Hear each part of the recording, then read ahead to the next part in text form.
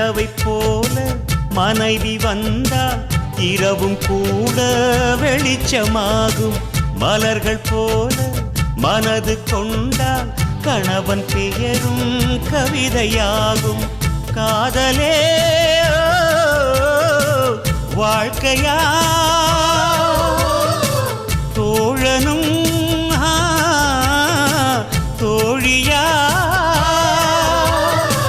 காலம் முழுதும் வாழ வேண்டும்.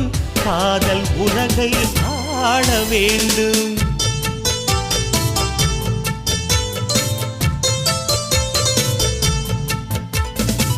வாழ்க பல்லாண்டு கல்யாண